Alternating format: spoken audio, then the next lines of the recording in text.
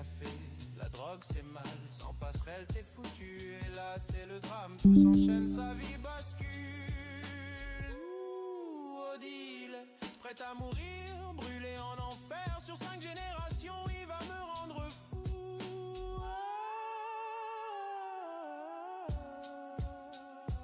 En environnement Microsoft, la casse n'a d'importance que pour les mots de passe. Si on fait ce qui est écrit dans les boîtes de dialogue, mélange, chiffrement, recette, c'est le vieillou.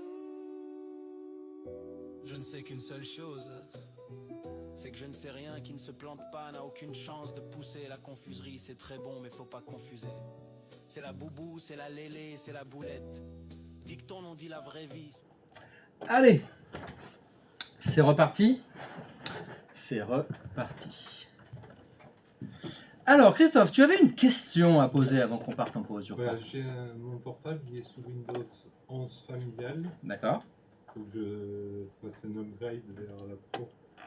Si tu veux utiliser Hyper-V, oui. Ouais. D'accord. Voilà. C'est exact. Tac. Alors, on en est parti où, là? Ah, ben voilà. J'ai l'impression que l'installation est quasiment terminée. N'est-ce pas? Oui. Et ça fonctionne, ça fonctionne. Alors, on en est à quelle étape? Qui dit paramètres personnels? Alors, nom d'utilisateur, administrateur, ça on peut pas le changer. Mot de passe, donc je vous invite à mettre un mot de passe et je vous invite à mettre P majuscule, @2sw, 0rd. Et bien évidemment, comme des fois on fait des fautes de frappe, vous cliquez sur le petit œil pour vérifier que vous avez bien écrit P majuscule, @2sw, 0rd. Écrit au tableau pour être sûr. Et nous avons finalisé notre installation.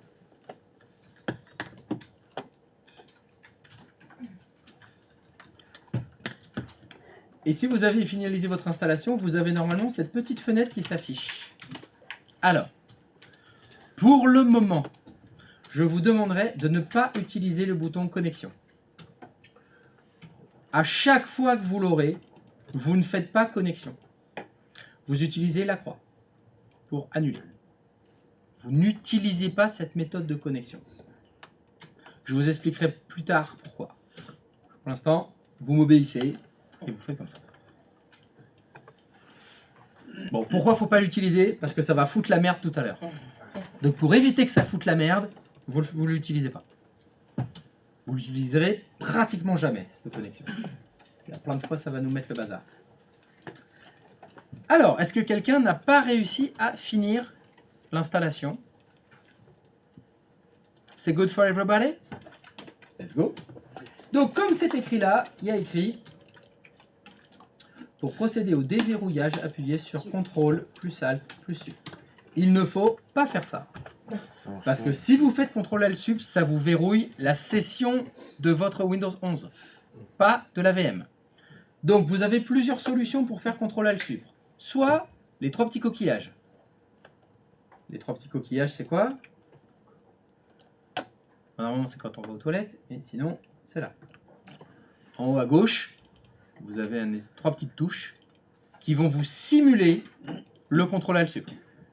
Sinon, si vous êtes attentif, quand vous allez sur les trois petits coquillages, si je dis pas de bêtises, là-dessus, voilà. Ça vous écrit CTRL Alt Sup. Mais vous avez un menu qui s'appelle Action.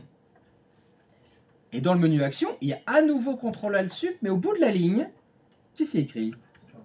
Il y a écrit CTRL Alt fin. Ça veut dire que sur votre clavier, si vous utilisez non pas CTRL Alt Sup, mais CTRL Alt fin, ça fait le CTRL Alt Sup à l'intérieur de la VM. Donc, je répète, pour faire le CTRL Alt Sup, soit vous cliquez sur les trois petits coquillages, soit vous allez dans le menu Action et vous cliquez sur CTRL Alt Sup, soit vous faites CTRL Alt fin sur votre clavier.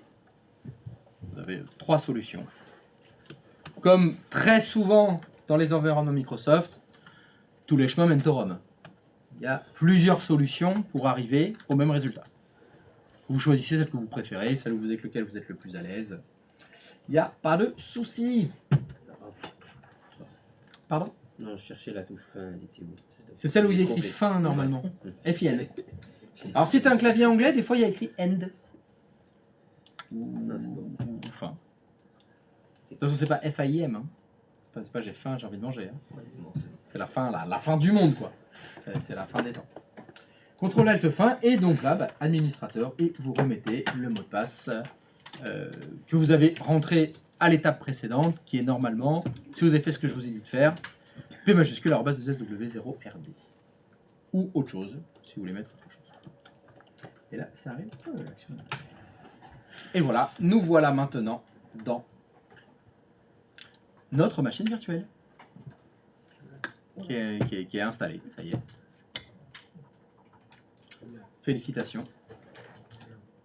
Vous savez créer des ordinateurs virtuels. Voilà. C'est déconcertant de facilité. Hein. Alors, hop, on va fermer ça. Voilà. Donc mon serveur 2022, il est démarré, il fonctionne. C'est green? Pas de difficulté pour le moment? Facile. Alors, question subsidiaire. Tout à l'heure, avant qu'on démarre cette machine virtuelle, je vous avais demandé d'aller regarder quelle était la taille du fichier de cette machine virtuelle. C'était quelle taille tout à l'heure? 8. Maintenant, c'est combien?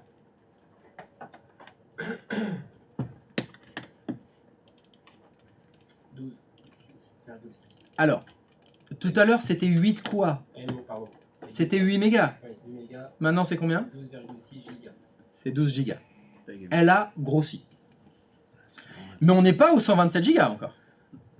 Voilà, c'est parce que l'installation de serveur 2022, ça a consommé voilà, une dizaine de gigaoctets. Donc le disque dur a grossi d'une dizaine de gigaoctets.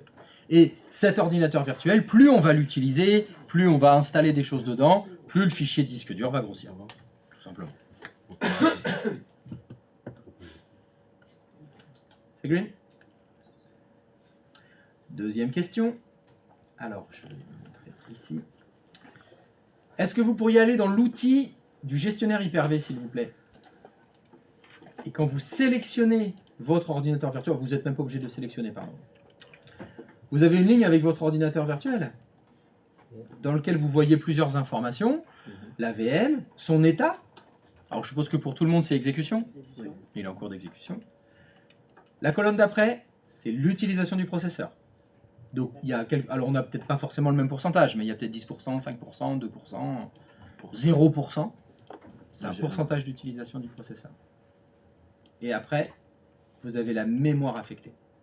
Logiquement, votre VM, quand elle a démarré, c'était 4 Go. Maintenant, c'est combien? 500. 600, 400 mégas. 400 mégas? Non, 1400. Ah, 1000. Je me disais, 400 mégas, ça a vraiment baissé là. 1400 mégas. Donc, on voit tout de suite l'intérêt de la virtualisation. Si c'était la vraie vie, on aurait dû acheter 4 Go de RAM, mais il en consomme que 1,5. C'est gâché. C'est dommage. Donc là, on peut vraiment optimiser. Et c'est en voyant ça qu'on pourrait se dire, bah, finalement, cette VM, elle n'a pas besoin de 4 Go de RAM. On voit en fonctionnement normal, c'est que 1,5. Donc, bah, on peut baisser la quantité de mémoire affectée pour libérer pour les autres VM. Et donc, on pourra faire plus d'ordinateurs virtuels. Évidemment, le défaut ici, bah, c'est surtout si ça monte. Ouais. C'est là où ça pourrait monter beaucoup. Et là, on se retrouve un peu saturé au niveau de la mémoire vive. Et évidemment, ça va poser des problèmes. C'est green? Très bien. Donc, on voit le côté dynamique de la mémoire et du disque dur. Alors, maintenant qu'on a démarré notre machine virtuelle, on va faire les actions qu'on peut faire sur un ordinateur virtuel. On l'a démarré. Bah, évidemment, des fois, il faut l'arrêter. Donc, démarrage, arrêt des machines virtuelles.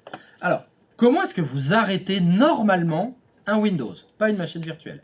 Vous êtes sur un poste Windows, vous voulez l'arrêter. Comment vous faites pour l'arrêter? Quelle manipulation vous faites d'habitude? Menu démarrer, et après? Eh bien, vous faites pareil. Ça va fonctionner exactement comme un vrai Windows. Comment vous faites pour arrêter votre Windows? Bah, vous cliquez sur le bouton démarrer, et vous faites arrêter. Bah, marche arrêt, et je fais arrêter. Ici, il y a une petite différence, c'est parce que vous êtes sur un serveur. Et quand vous êtes sur un serveur, il vous demande pourquoi vous l'arrêtez. C'est anormal d'arrêter un serveur. Un serveur, c'est censé fonctionner 7 jours sur 7, 24 heures sur 24. Donc là, il faut justifier. Vous mettez n'importe quoi. Hein. Ici, on est dans des machines virtuelles, la réponse n'a pas d'importance. Dans la vraie vie, on est censé le dire. Vous vous souvenez du pilier numéro 4 ? Traçabilité. Je fais quelque chose, c'est tracé.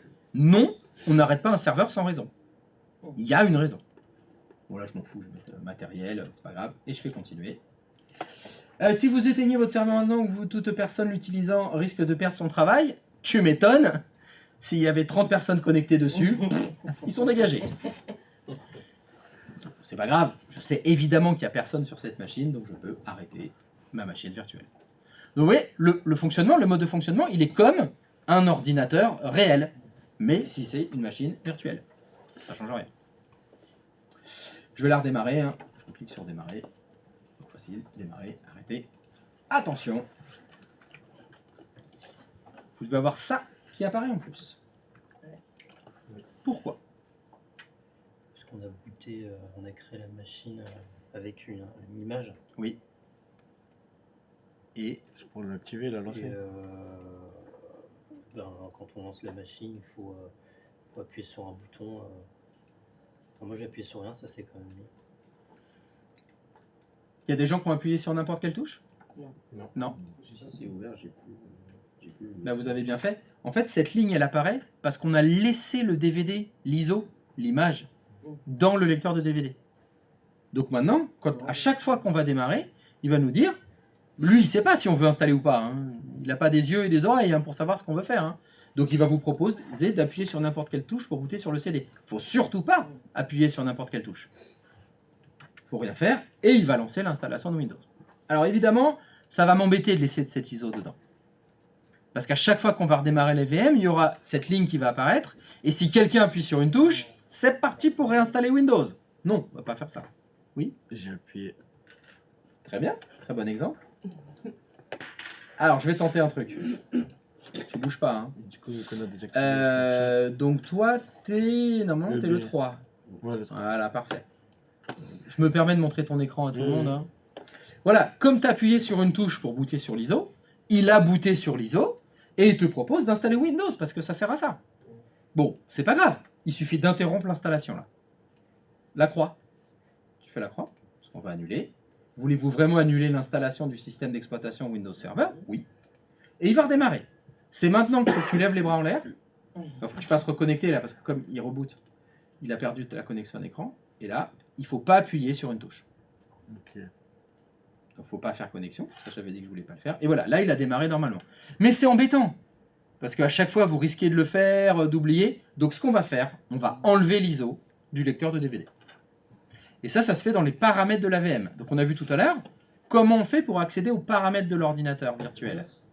Soit vous allez dans le gestionnaire Hyper-V, il faut faire clic droit de souris paramètres, soit ici, est-ce que tu peux aller dans le menu, s'il te plaît, fichier. Et là, il y a paramètres. Ça va t'amener au même endroit que tout à l'heure. Ok. C'est une autre façon d'accéder aux paramètres de la VM. Et c'est la partie lecteur de DVD qui m'intéresse. Si tu descends jusqu'au lecteur de DVD, il y a l'image ISO du lecteur de DVD qu'on avait rempli tout à l'heure pour l'install. On n'en a plus besoin maintenant. Vous allez choisir aucun. On va dire que dans le lecteur de DVD virtuel, il n'y a pas de fichier ISO. Donc tu peux faire OK. Ah, tu as fait appliquer avant de faire OK. Oui. Pourquoi? Parce que ça se trouve, ça s'est pas appliqué et ça s'est Ça pas se sauvegardé. trouve, ça s'est pas appliqué. Non, mais on sait jamais. Il y en a qui peuvent Ah. s'appliquer en quittant sur OK directement. Ah ouais. Si ça se trouve, ça t'a déjà arrivé? Non, mais... Non. Jamais. Alors, question pour tout le peut-être. monde. Dans les boîtes de dialogue, c'est quoi la différence entre le bouton appliquer et le bouton OK?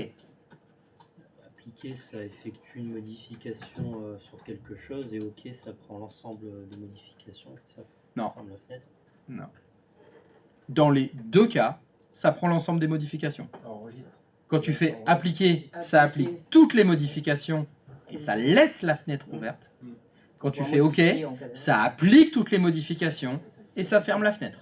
Donc, faire appliquer OK, ça sert à rien. C'est complètement débile. Il vaut mieux faire OK tout de suite. Tu fais OK, comme ça la ferme tout de suite.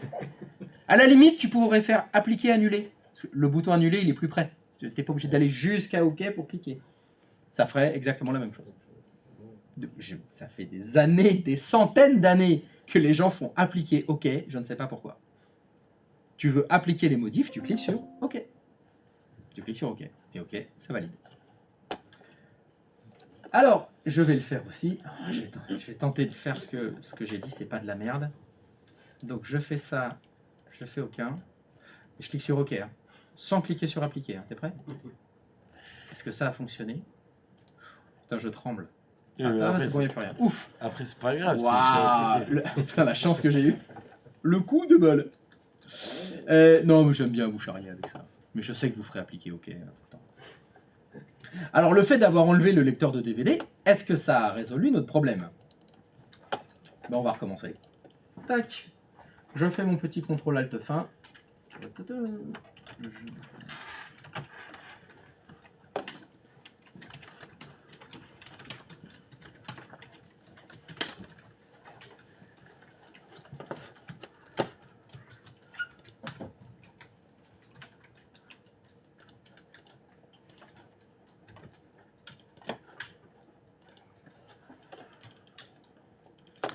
Tout à l'heure, je vous ai demandé comment est-ce qu'on arrêtait un ordinateur, comment vous faisiez. Je vais vous poser la même question, mais avec redémarrer. Comment vous redémarrez un ordinateur? Pareil. Pareil. Redémarrer. Et bien vous faites pareil. Pareil, cette machine virtuelle, je veux la redémarrer. Et ben je vais faire pareil. Hop, arrêter, redémarrer. Encore une fois, je dois dire pourquoi je redémarre. D'ailleurs, je choisis n'importe quoi. Je redémarre quand même. Et là, normalement, en la redémarrant, il ne devrait pas me reposer la question. Appuyer sur n'importe quelle touche pour booter sur le CD. Ça redémarre direct. Donc c'est plutôt une bonne habitude à prendre. On utilise l'ISO dans le lecteur de DVD pour installer. Une fois que c'est installé, vous enlevez l'ISO. Ça évite les mauvaises manipulations de réinstaller la machine sans le vouloir. Pourquoi au début alors on le met, on ne la lève pas dès le début? C'est parce qu'on a besoin la première fois pour installer Windows. Ok. Si on n'a pas l'ISO, on ne peut pas installer Windows. Parce que les machines virtuelles par défaut, elles n'ont aucun système d'exploitation. Elles n'ont rien du tout dedans.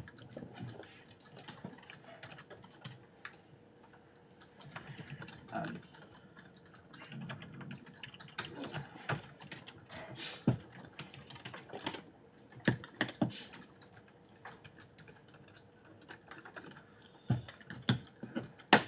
Donc c'est bien sûr des opérations qu'on va faire souvent. Arrêter les VM, redémarrer les VM. Et évidemment, on va le faire très souvent. Et vous avez la possibilité de le faire aussi ici. Hop. Vous avez le menu Action. Dans le menu Action, je retrouve... Alors je vais...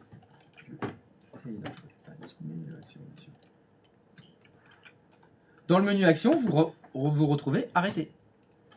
C'est une autre solution pour arrêter. Mais là, il y en a deux. Vous avez arrêter et éteindre.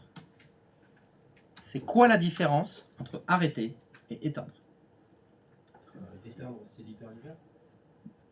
Qu'est-ce que ça veut dire éteindre, c'est l'hyperviseur? Ça éteint l'hyperviseur, tu veux dire? Oui. Ah non. Non. Non, là c'est une action sur la VM. Ok. Arrêter, c'est comme si on l'arrêtait comme on a fait avant. Et éteindre, c'est l'éteindre directement comme si on appuie sur le bouton. Alors c'est pire que ça. Éteindre, t'arraches l'alimentation. En fait, en fonctionnement normal, quand tout va bien, vous faites tout le temps arrêter.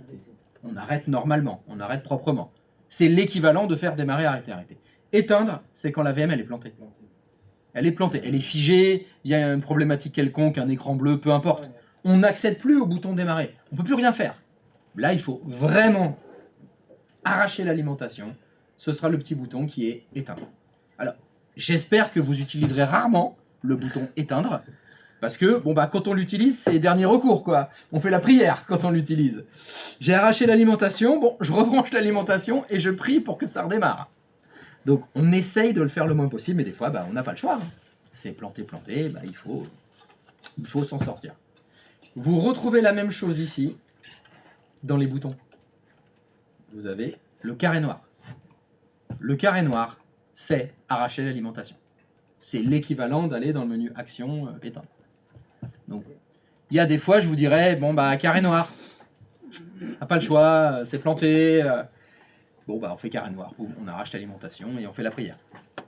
Alors que, bah, ce serait mieux de faire le rouge arrêter. C'est comme si j'appuyais sur le bouton arrêter de la machine et elle va s'arrêter proprement. C'est mieux de travailler comme ça. Il y en a un autre à côté qui s'appelle enregistrer. Donc, on est bien d'accord, carré noir, j'arrache l'alimentation. Le bouton rouge, c'est arrêter normalement, proprement. Et qu'est-ce que c'est enregistrer? C'est une bonne question. Ça peut pas être le snapshot parce qu'on l'a désactivé. C'est pas le snapshot, non. Vu qu'on l'a désactivé, ça peut être sauvegardé. C'est un petit peu ça. Est-ce que vous savez ce que c'est la mise en veille prolongée dans Windows? Est-ce que quelqu'un sait ce que c'est? Non, pas plus que ça. Bon, est-ce que vous savez ce que c'est que la mise en veille? C'est quoi la mise en veille? Faut que vous fassiez attention. Hein. Quand vous dites oui, je repose une question derrière. Hein. Bon, non, jamais entendu parler. La mise en veille Windows? Qu'est-ce que c'est que ça? La mise en veille, c'est un objectif d'économie d'énergie. Pour économiser l'énergie, l'écran peut s'éteindre, mais il y a aussi des composants matériels qui peuvent s'éteindre, typiquement le disque dur. Il y avait une époque où on avait des disques durs à plateau qui tournaient, et la mise en veille faisait quoi? Il arrêtait de tourner. Donc le moteur consommait plus d'énergie, mais Windows n'était pas éteint. Il n'était pas arrêté, il était en veille.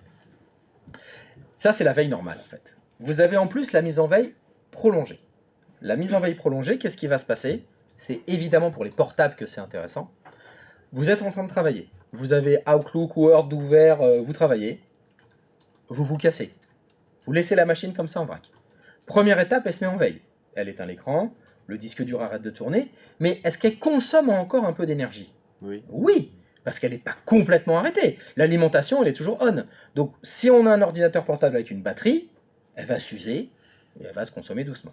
La mise en veille prolongée, ce que va faire Windows, il prend tout ce qui est dans la mémoire vive, ça veut dire tous les programmes ouverts, hein, et il enregistre ça dans un fichier, sur le disque dur. Il stocke ça dans un fichier et il éteint la machine. Ça veut dire consommation d'énergie, zéro. Ça consomme plus rien du tout. Le problème, c'est qu'il faut la réveiller, la machine. Alors, comment vous sortez un ordinateur de veille prolongée? On appuie sur le clavier. Non, pardon, c'est la veille normale. La veille normale, tu appuies sur des touches du clavier, tu bouges la souris, mais parce que ton Windows n'est pas éteint. Il est encore un peu vivant. La mise en veille prolongée, c'est le bouton on. Vous êtes obligé de l'allumer. Vous pouvez faire toutes les touches que vous voulez. Il est éteint. Vous appuyez sur le bouton démarrer de votre machine. Il va ressortir de la veille prolongée. Et tout ce qu'il avait mis sur le disque dur au niveau des fichiers de la mémoire vive, il les remet dans la mémoire vive. Ça veut dire que vous aviez un Windows qui était en cours de fonctionnement. Pour lui, il est rentré en hibernation. Il a fermé les yeux. Mais il n'a rien fermé. Tous les programmes pour lui sont toujours ouverts.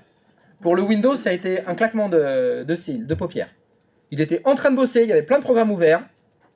Il réouvre les yeux, tous les programmes sont ouverts, rien n'a changé. Il y a juste une faille spatio-temporelle de 3 jours.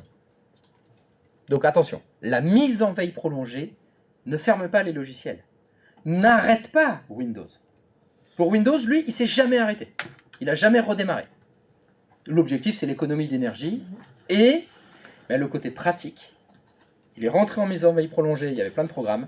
Il est sorti de la mise en veille prolongée. J'ai tous mes programmes. Ça n'a rien changé. Pour lui, pas d'arrêt. Enregistrer sur les VM, c'est la même chose. C'est-à-dire que là, votre ordinateur virtuel, il est en train de tourner. Il y a des programmes ouverts, il y a des logiciels. Si vous faites enregistrer, qu'est-ce qui va se passer? Il va figer l'ordinateur tel qu'il est. Il va le stocker sur le disque dur. Et il va arrêter de consommer les ressources. Ça sert à libérer des ressources, en fait. L'objectif, c'est dire, j'ai besoin de mémoire vive, j'ai besoin de processeur, mais ce serveur, je ne veux pas l'arrêter. Je ne veux pas faire démarrer, arrêter. Je veux le mettre en pause, en fait, et libérer les ressources. Ben là, on fait enregistrer. Il va libérer la mémoire vive, mais il ne va pas s'arrêter. Windows n'aura pas eu l'ordre démarrer, arrêter. Il aura figé, il est enregistré, il est en pause. Et après, il ressortira de la pause. Cette action d'enregistrement, je vous le dis, on le fait quand on veut libérer des ressources, quand on est un peu en galère. Ça pourrait être le cas. Je vous ai demandé combien vous avez de mémoire vive chez vous. Vous n'avez que 16 Go, vous n'avez pas 8 Go. Vous ne pouvez pas faire tourner autant de VM qu'on fait là. Mais c'est pas grave. Vous pourrez faire des VM, mais vous pourrez les faire enregistrer.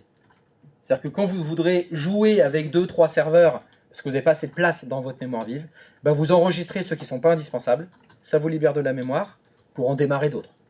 Comme ça, vous pourrez, et ça vous évite de les arrêter à chaque fois. Ça va plus vite. Ça sert à ça. Et ça sert à un deuxième moment. Les ordinateurs virtuels, ils sont faits pour être allumés tout le temps. Vu que ce sont des serveurs souvent. On les éteint jamais. Mais votre hyperviseur, des fois, il faut l'arrêter. Des fois, il faut le redémarrer pour un correctif, peu importe. Lorsque vous allez avoir un ordinateur virtuel qui est démarré sur un hyperviseur, si vous arrêtez l'hyperviseur et que vous le redémarrez, ou que vous redémarrez un hyperviseur, les VM vont s'enregistrer. Et il va le faire tout seul, vous n'avez rien à faire. Ça veut dire que là, vous avez 3 machines virtuelles qui tournent. Il faut que vous arrêtiez votre hyperviseur. Il n'y a aucune action à faire sur les VM. Vous n'avez pas à les éteindre. Vous n'avez rien à faire. Vous arrêtez l'hyperviseur, toutes les VM s'enregistrent. Vous redémarrez votre hyperviseur 3 jours plus tard, les VM, hop, ressortent de l'enregistrement toutes seules. Je dis ça parce que j'ai souvent des apprenants qui font ça. J'ai 5 VM chez moi. Alors chez vous, vous avez un PC perso, vous voulez l'éteindre le soir. Je dois arrêter toutes mes VM avant d'éteindre l'hyperviseur. Pas du tout. Pas du tout. Vous laissez toutes vos VM en cours d'exécution. Vous les laissez démarrer, il n'y a aucun problème. Vous arrêtez votre hyperviseur, vous le rallumez 3 jours plus tard. Toutes les VM repartent dans l'état dans lequel elles étaient quand vous les avez éteintes. Donc pas de souci à ce niveau-là. Donc en fait, le enregistrer, il est surtout utilisé par l'hyperviseur en fait. C'est lui qui utilise ça pour stocker vos VM sans que vous ayez besoin de les éteindre, de les arrêter vous-même. Ça se fait tout seul. Donc ce sera le cas ici. Quand ce soir vous allez partir demain, enfin pendant tous les jours de cours qu'on fera, inutile d'arrêter vos VM tous les soirs. Complètement inutile. Vous les laissez tourner tout le temps, aucun problème. Si par contre, vous dites, ah mais pour la planète, ce serait peut-être pas mal que le serveur que j'ai là, ce soir j'ai un dîner de famille, je sais que je vais pas bosser. Vous arrêtez votre Windows 11 là, sur lequel vous êtes, c'est tout. Vous arrêtez le Windows 11, demain matin quand vous allumez votre Windows 11, toutes les VM repartent, telles qu'elles étaient. Pas besoin de s'embêter à arrêter les VM, non, il n'y a pas besoin. Parce que évidemment, ce qui va consommer de l'énergie, c'est votre Windows 11. C'est l'hyperviseur qui consomme l'énergie. Donc si vous voulez en économiser, c'est lui qu'il faut éteindre, c'est pas les VM, ça sert à rien. Éteindre les VM, ça n'a aucun intérêt. C'est green? Super green. Ok, alors après, il y a des actions qui elles sont moins intéressantes parce que là, moi je vous ai fait enregistrer. D'ailleurs, je vais le faire, j'avais oublié, je n'avais pas fait la démo. Allez-y, faites-le si vous voulez. Hop, hop, je l'ai fait, j'ai fermé. Hop, voilà, mon serveur 01. Et pourquoi j'ai fait ça? Voilà, il est passé dans l'état, enregistré. Il consomme combien de processeurs? 0. Il consomme combien de mémoire vive? 0. Donc là, pour pouvoir jongler, quand on n'a pas assez de ressources, le enregistrer, c'est pas... Puis vous avez vu, c'est instantané. On clique, boum, c'est extrêmement rapide. Et pareil, maintenant, j'ai besoin à nouveau d'accéder à cette machine. Je fais démarrer, comme si je sortais de la veille prolongée, comme si j'appuyais sur le bouton démarrer. Et bim, vous voyez, j'ai pas eu besoin d'ouvrir la session, les programmes, tout est revenu tel qu'il était quand j'ai fait enregistrer. C'est assez pratique.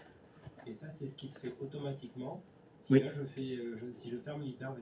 Non. Alors, il faut que tu sois plus précis quand tu dis « je ferme hyper-V Pardon, quand je clique sur la croix. ». Non. Ah non, non, non. Alors là, ce que j'ai là, c'est l'écran de mon serveur virtuel. Oui. Donc, je clique sur la croix. C'est comme si tu éteignais l'écran de ta machine. Oui. Est-ce que ça éteint le Windows? Non. Non. Ça n'a aucun rapport. Et Si je redouble-clique sur ma machine, Oui. je retrouve mon écran là. Oui. Hop, tel qu'il était. C'est comme si là, j'avais éteint l'écran, rallumé l'écran. Ça n'a aucune action sur la VM. Oui. L'hyperviseur l'arrêter, c'est Voilà. ici. C'est le Windows. L'ordinateur qui est devant toi, sur lequel tu t'es logué ce matin, Oui. c'est un Windows 11 professionnel. Oui. D'accord? Oui. C'est celui-là l'hyperviseur. C'est pas ton logiciel gestionnaire hyper-V? Non, le gestionnaire Hyper-V, c'est juste l'outil qui sert à gérer les VM. C'est une console. Oui. Ça sert juste à la... Et- Alors, il y a un mot qu'il va falloir que j'introduise aujourd'hui, c'est le terme hôte. Il y a l'hôte et les VM. Le Windows 11, c'est votre hôte. C'est la machine sur laquelle il y a Hyper-V. C'est votre hyperviseur, c'est le Windows 11 Pro sur lequel vous êtes. Les VM, dans cet exemple-là, SRVXY01, c'est le serveur 2022. La VM dans laquelle j'ai installé le serveur 2022. Donc quand je parle d'arrêter l'hôte, c'est arrêter le Windows 11 Pro. En passant par le bouton démarrer, là, celui-là, et là, j'arrête celui-là. Si j'arrête ici mon hôte, les machines virtuelles que j'ai vont toutes passer en enregistrer. Je le vois même pas en fait. Hein. C'est quand tu fais arrêter, il y a tous les processus qui se lancent, il fait enregistrer. Windows il est éteint. 3 jours plus tard, je rallume mon serveur, mon Windows 11 Pro, et toutes les VM vont sortir démarrer, vont démarrer toutes seules. Je sais pas le faire. Et si tu éteins que le gestionnaire, Ça fera rien du ça tout. ne fera rien du tout. Ça fera rien du tout, regarde, je le fais. Hein. Non, mais Je quitte l'écran, je ferme mon gestionnaire Hyper-V. Voilà, j'ai Word, j'ai Excel, tu vois. Je l'avais démarré 2 fois, pardon. Hop, je le ferme aussi. Là, toutes mes machines virtuelles sont toujours en cours d'exécution. Ok. Elles existent, elles travaillent. Si elles étaient sur le réseau, elles sont disponibles sur le réseau. Aucun souci. Aucun souci. D'ailleurs, vous êtes en train de faire quelque chose qu'on ne fait jamais dans la vraie vie. Vous êtes en train de travailler sur un hyperviseur. Normalement, un serveur Hyper-V, un ESXi, un Proxmox, ce que tu veux, ça n'a qu'une seule fonction. Faire tourner des VM. Ça ne sert qu'à ça. On fait jamais, dans la vraie vie encore une fois, hein, dans la vraie vie, ils ne servent pas à 2 choses en même temps. Ici, nous, l'avantage qu'on a, c'est que Windows, il est capable de faire les 2 en même temps. Il peut faire et Hyper-V, plus tout le reste. Votre prise de notes, le fait d'avoir Word, Excel, pouvoir avoir Teams, tout sur la même machine. Dans la vraie vie, en général, tu as des consoles d'administration, c'est des PC, et les serveurs Hyper-V, ESXi, ils sont dans des data centers, dans des armoires, ils sont... tu vas jamais sur le serveur physiquement. Tu vas jamais comme ça. Nous, on travaille comme ça parce que c'est plus pratique. Il y a une seule unité centrale qui fait les 2. Elle fait et station d'administration, avec le gestionnaire Hyper-V, et en plus, ça fait hyperviseur. C'est plus pratique. Et en plus, ça fait Word, Excel, ça fait tout. La bureautique, c'est un Windows. L'intérêt, moi ce que je trouve bien, c'est que vous pouvez le refaire chez vous. Pour ceux qui ont une version pro de Windows. Parce que normalement, c'est comment on se connecte à distance du coup? Alors non, pas du tout. En fait, ce qui se passe, imagine, on est en entreprise. Hein. En entreprise, et ce poste-là, c'est mon poste d'administration. Je veux administrer un serveur Hyper-V qui est au sous-sol, là. Qui est au sous-sol ici. Ça se passe ici. Hop. Attends, je te le déplace. Voilà, dans le gestionnaire Hyper-V, tu as se connecter au serveur. Ok. Et là, je mets le nom, l'adresse IP du serveur auquel je peux me connecter. Ok. Et là, si tu veux, dans mon gestionnaire Hyper-V, j'aurai un serveur, 2 serveurs, 3 serveurs. Ça, c'est le nom des hyperviseurs. Exactement, ouais. Voilà. Ce qu'il faut, c'est la console. C'est la console. Donc là, il se connecte en local à la machine, à l'hyperviseur qui est sur lui, mais ça pourrait être un autre à distance. Ok. C'est très souvent comme ça que ça se passe. Hein. On ne travaille pas sur les hyperviseurs. Oui. C'est pour ça que d'ailleurs, la plupart du temps, les hyperviseurs, ils n'ont pas d'interface graphique. Quand tu vas dessus, c'est que de la ligne de commande. Les ESXi dont je vous ai parlé de VMware, c'est des Linux. Il y a juste un noyau Linux et on ne fait rien dessus. On fait tout à distance. Mais là, c'est plus pratique. Tac. Donc, tu files. Allez, bonne journée. TSSR 44. Ah, 44. Oh, putain, ça me rajeunit pas, ça. C'était il y a longtemps. 44. Donc, je vous montre rapidement ces deux-là. Il y en a un qui s'appelle suspendre. Là, si vous cliquez sur suspendre, qu'est-ce qui se passe, pardon. Hop. La VM, elle est suspendue. Ça veut dire qu'elle est en pause. Elle bouge plus, elle répond plus sur le réseau, hein. Mais l'énorme différence, elle est là. Elle consomme toujours. Elle consomme toujours. Ça n'a pas libéré la mémoire vive, par exemple. Si vous vouliez jongler avec plusieurs VM, bah, suspendre, ça suffit pas. Là, c'est vraiment pour dire, je veux mettre cette machine en pause. Alors, je vois pas trop l'intérêt de le faire. J'ai pas beaucoup de cas de figure où c'est utile. À part, ça arrive, mais à l'insu de votre plein gré. Il y a un exemple tout simple. Vous n'avez plus d'espace disque sur votre disque dur. On peut prendre le D2 par exemple. Vous avez fait trop de VM, D2 il est plein à craquer. Windows va automatiquement suspendre les VM parce qu'il n'a plus de place pour travailler dessus. Il va les suspendre parce que de toute façon, il ne peut plus augmenter la taille des disques, donc il ne peut plus travailler. Donc voilà, c'est plutôt des contraintes matérielles à cause de plus assez de mémoire vive ou plus assez d'espace sur le disque, qui fait que les machines vont se suspendre d'elles-mêmes en fait. Et là, bah, bien sûr, il faudra faire de la place sur le disque dur, il n'y a pas beaucoup de solutions. Et là, vous voyez que, hop, ça a changé. Voilà. Ça a changé d'icône, hein. C'était un pause, maintenant c'est play. On peut évidemment reprendre, hop, faire repartir la machine. Ça peut aussi être une utilité si on veut tester. Que se passe-t-il si ce serveur tombe en panne? Bah, vite fait, on fait suspendre. Bah, là, il répond plus du tout. Donc, bah, les processus de sauvegarde, etc. vont peut-être se mettre en place pour simuler des pannes. J'avais pas rappelé, tiens. Etc. Celui-là, après, vous avez réinitialisé. Ça, c'est un bouton que vous connaissez, je suppose, réinitialiser. Ça existe sur les ordi, le bouton réinitialiser. C'est un reset pour faire off-on. Le réinitialiser qui est ici, c'est l'équivalent de faire carré noir et démarrer. Voilà, c'est un reset, pareil, on appuie sur le reset, c'est un petit peu plus rapide. Et encore une fois, bah, le réinitialiser, on essaye de s'en servir le moins souvent, sauf si on est dans la merde. Voilà, c'est un problème, donc on veut faire réinitialiser. C'est green. Alors, nous allons en parler aussi maintenant. Je vais vous parler des points de contrôle. Alors, comme tu l'avais dit, Zacharia, les points de contrôle, en anglais c'est les snapshots, ça s'appelle les clichés instantanés aussi. L'idée est la suivante. Votre ordinateur, alors je vais lancer des trucs sur cet ordinateur. Je vais lancer le bloc-notes. Qu'est-ce que j'ai tapé là? Voilà, le bloc-notes. Voilà. Imaginez, on est en train de travailler sur ce serveur. Sauf que cette machine virtuelle, vous allez faire des essais dessus. Vous allez tenter des trucs qui peuvent la planter complètement. Voilà. On va essayer d'installer un antivirus, on va voir ce que ça donne. Donc, pour vérifier que l'antivirus fonctionne, on injecte un virus dedans. Bon, le virus, ça se trouve, il va me flinguer complètement mon Windows. Si le Windows il est flingué, il faudra le réinstaller. C'est relou. Donc, qu'est-ce qu'on va faire? On va faire un point de sauvegarde de ce Windows maintenant. Alors, c'est ce que je vais faire. En faisant clic droit de souris sur l'ordinateur virtuel, on peut créer ici un point de contrôle. Donc, je crée un point de contrôle. Hop, il est en train de mouliner. Création du point de contrôle. Et maintenant, mon ordinateur, il a deux états. Il a l'état tel qu'il est maintenant. Donc il est en fonctionnement maintenant. Et il a l'état tel qu'il était à 11h36. Les points de contrôle, c'est une machine à remonter le temps. Ça veut dire que je suis en fonctionnement maintenant. Je peux faire des trucs. Je peux injecter mon virus, faire des modifs dans mon Windows. Oh là là là là, c'est la catastrophe. Il est foutu. C'est pas grave. Je peux remettre le Windows tel qu'il était à 11h36. Donc ça, c'est très très pratique. Quand on veut faire des essais, trucs un peu risqués, on se fait un petit point de contrôle avant. On fait nos essais. Ouh là là, c'est la merde. Hop, on revient en arrière. C'est bon, on est content. On n'a pas perdu notre machine.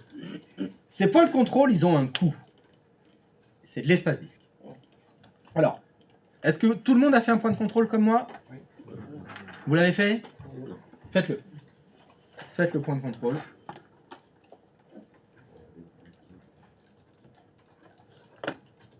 Il faut activer les points de contrôle. Non, ils sont activés vos points de contrôle. On les avait pas désactivés tout à l'heure? Absolument pas. Faux. Désolé. Bah si, on l'avait fait. Non. Ah, si vous l'avez fait, moi je vous ai pas demandé de le faire. On les avait désactivés, pas en entier, on n'avait pas tout désactivé. Je vais retourner là où je vous avais demandé de décocher la case. Vous avez désactivé les points de contrôle? Automatique. Voilà. Alors, petit rappel. En français, on lit de gauche à droite et de haut en bas. Et il faut lire tous les mots. Je vous ai fait désactiver quoi? Les points de contrôle automatiques. Pas les points de contrôle. Je vais revenir dessus, justement. C'est quoi ces points de contrôle automatiques? Il crée un point de contrôle à chaque fois que vous redémarrez. Et je viens de vous le dire. Les points de contrôle, c'est coûteux en espace disque. C'est pour ça que je vous fais enlever, je vous fais désactiver les points de contrôle automatiques, parce que si vous les laissez, vous allez saturer vos disques durs. Sans vous en rendre compte, en fait. Juste en faisant des redémarrages, autant vous dire qu'on va les redémarrer, les VM, on va faire plein de trucs.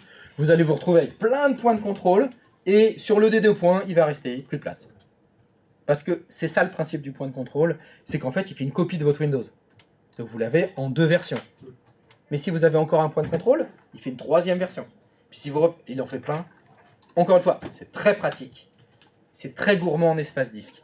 Donc les points de contrôle, c'est quelque chose que vous devez utiliser avec parcimonie.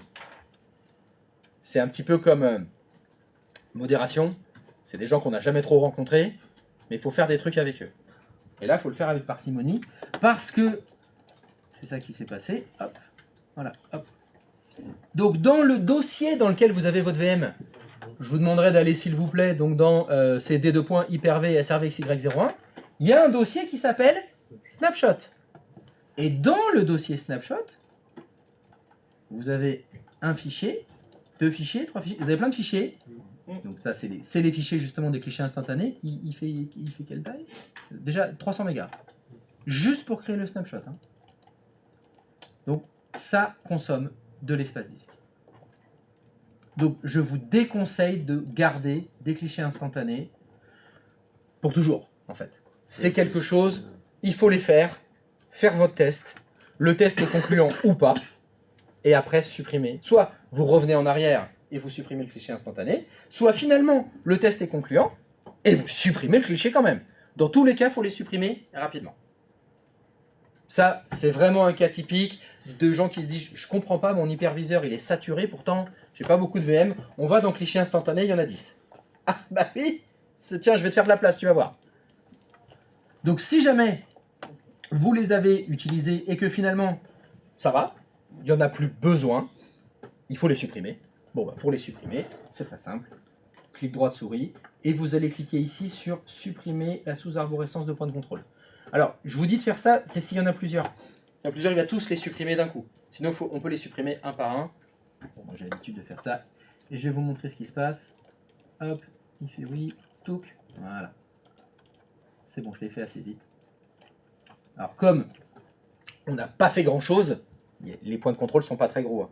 Mais vous voyez ce que j'ai encadré, il y a écrit fusion en cours.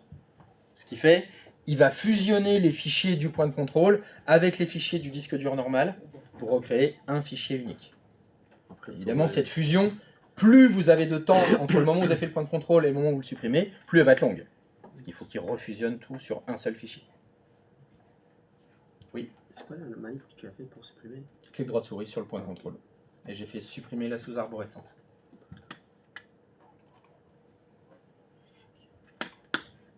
Bon, après, il faut quand même en avoir un souvent pour faire les manipulations, parce que c'est important quand même.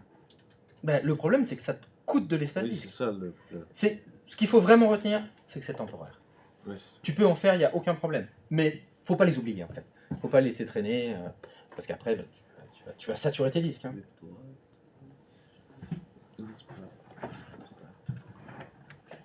Pourquoi utilisez-vous Hyper-V de Windows au lieu de Workstation? Ah, mais ça, je ne l'ai pas expliqué, ça. C'est vrai, pourquoi on n'utilise pas VMware Workstation? Bah parce que VMware Workstation, c'est de la merde, d'abord. Et c'est pas un vrai hyperviseur, VMware Workstation. C'est-à-dire qu'il ne va pas s'installer dans le processeur, comme je vous l'ai expliqué. VMware Workstation, c'est de la virtualisation applicative. C'est beaucoup moins performant que Hyper-V ou les ESXi. C'est beaucoup moins stable et beaucoup moins puissant. Mais surtout, vous n'utiliserez jamais ça dans la vraie vie. Aucune entreprise, je l'espère, cher chat, rassure-moi, aucune entreprise ne fait tourner des machines virtuelles sur VMware Workstation ou VirtualBox. Vous avez un autre outil qui permet de le faire, ou VirtualBox. L'idée d'utiliser Hyper-V, c'est d'avoir un produit que vous retrouvez dans les entreprises. Oui.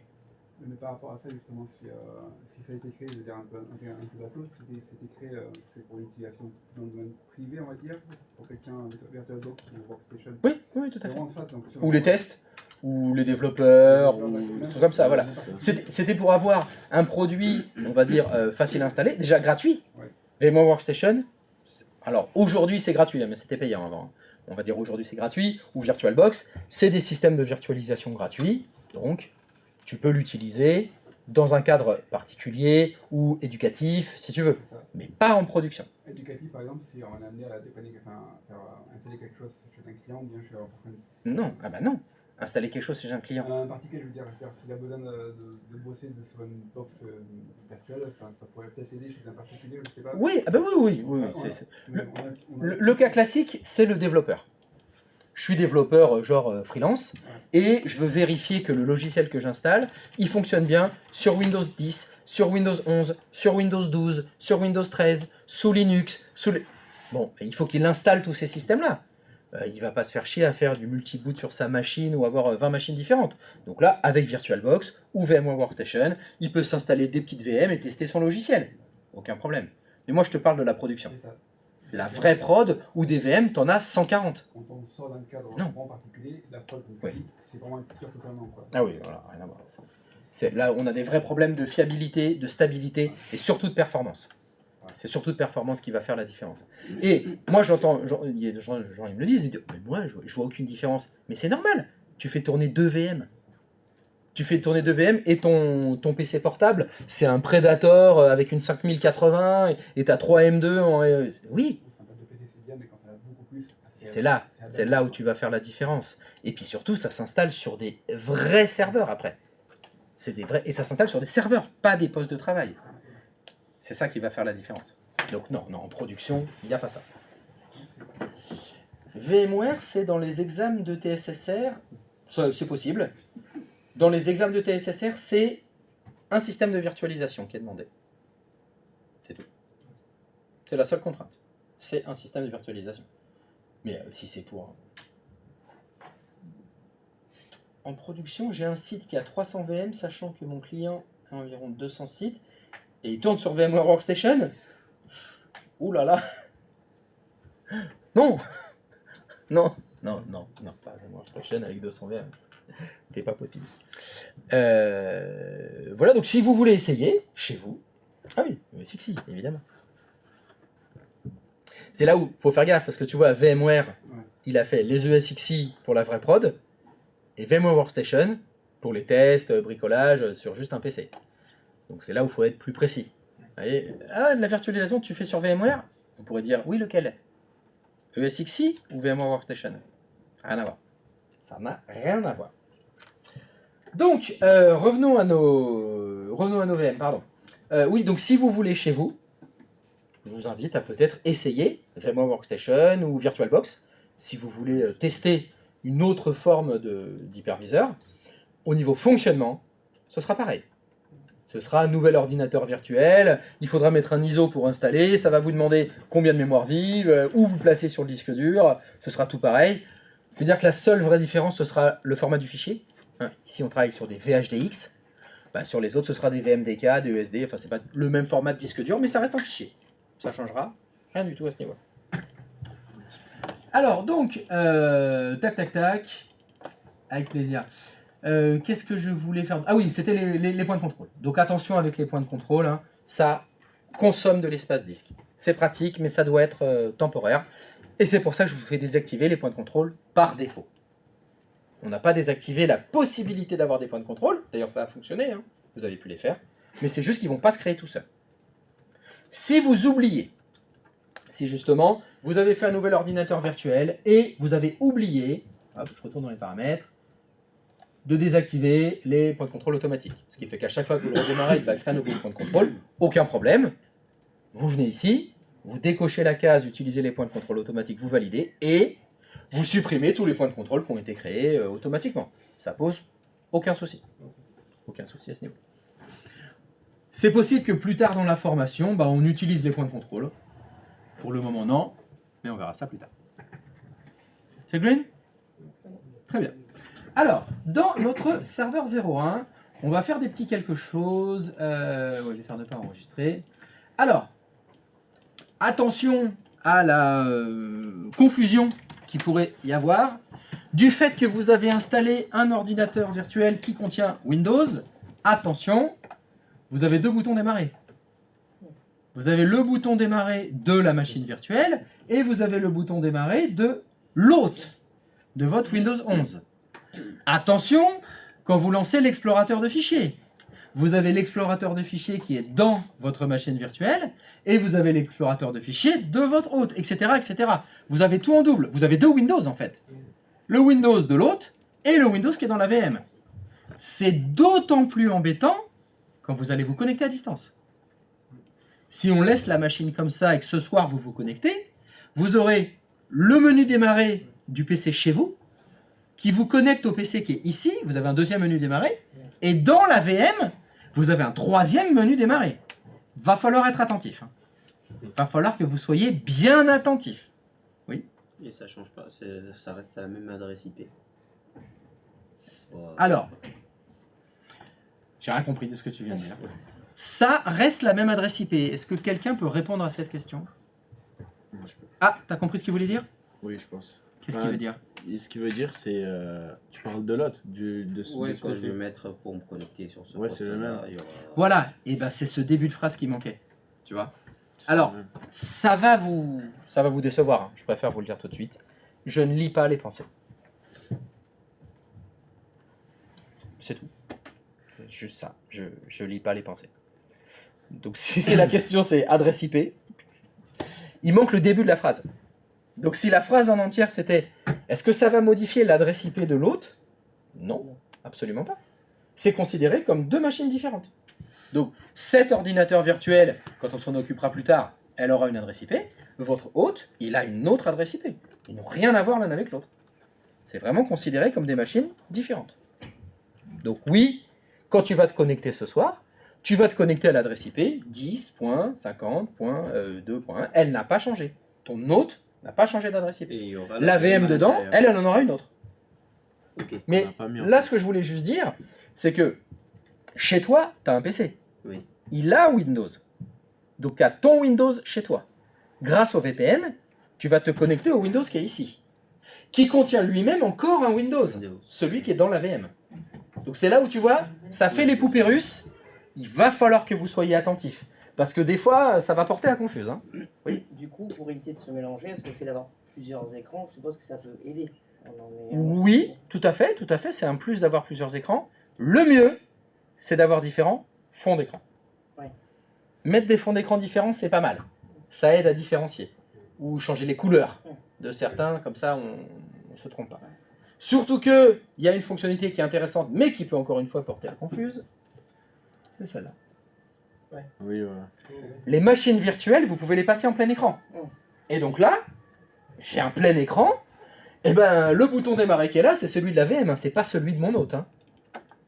Et donc chez vous, c'est vrai aussi pour le bureau à distance. Quand vous vous connectez en bureau à distance ici, vous pouvez le mettre en plein écran. Et quand vous êtes connecté ici en plein écran, vous pouvez mettre la VM en plein écran. Donc vous avez un double plein écran. Attention à ça. Le truc, c'est que les barres rondes, vous pouvez les déplacer. Donc si vous êtes connecté en bureau à distance ici et que vous mettez les VM en plein écran, pensez à déplacer les onglets pour être sûr de savoir dans lequel vous vous trouvez. Ça peut poser... ça peut porter à confuse. Ça peut porter à confuse. Alors après, si vous n'êtes pas en plein écran, bon là, on a moins de chances de se tromper, mais ça peut arriver.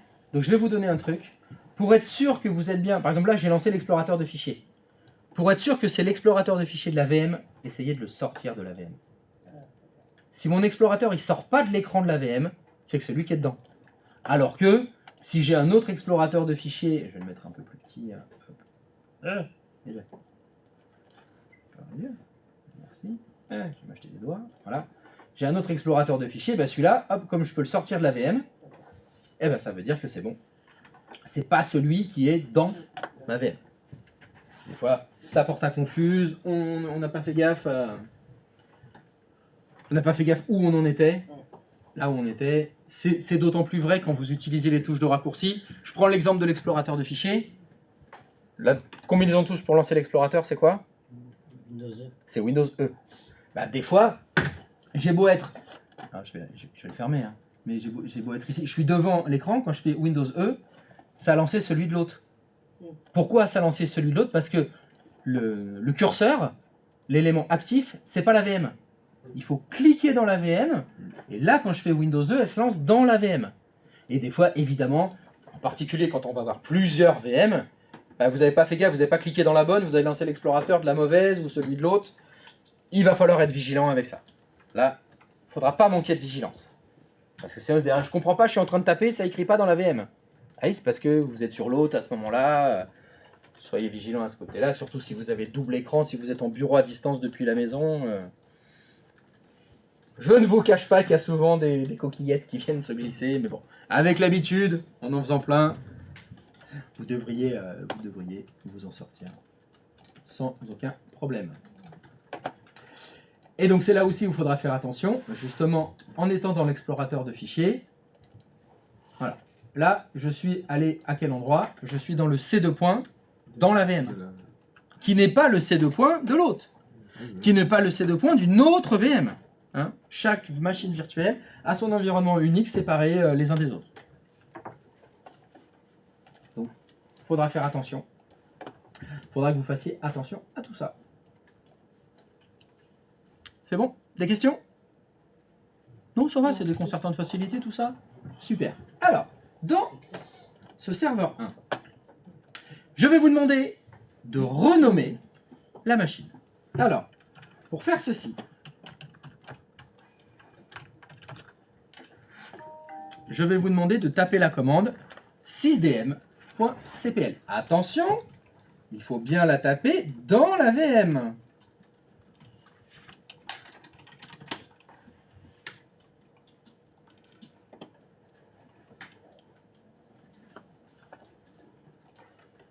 Hein, je vérifie, j'essaye de sortir. C'est bon? Ça sort pas. Je suis à l'intérieur de ma VM. Et dans cette VM, est-ce que vous voyez le nom complet de la machine? Oui. Il y a écrit SRV machin là. Je vais la modifier et je vais mettre SRV XY. Excusez-moi, je vais aller Oui. assez vite. En commande, tu as tapé quoi? Oh là, pardon. Je vais taper ça. Je la zoome. C'est 6dm.cpl. Après, il y a un autre moyen pour y accéder. Dans les paramètres, exactement. Comme d'habitude, tous les chemins mènent au Rhum. Mais moi, je vous mets mes préférés. Bon, ouais, Puis c'est là, pas. je trouve ça claque, moi, quand tu commences à taper des lignes comme ça fait genre tu t'y connais. Ouais, c'est sûr. Alors qu'en fait, bon, tu fais Windows Pause, ça marche aussi.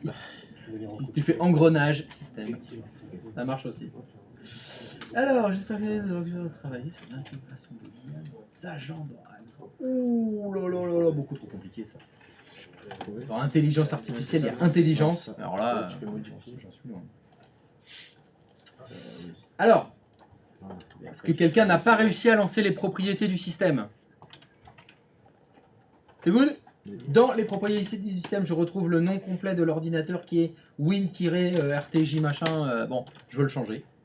Donc je vais cliquer sur modifier. Et dans le nouveau nom de l'ordinateur, je veux que vous écriviez SRV XY 01. Tac. Donc mon ordinateur s'appelle SRV XY01. Jusque-là tout va bien. Je fais OK.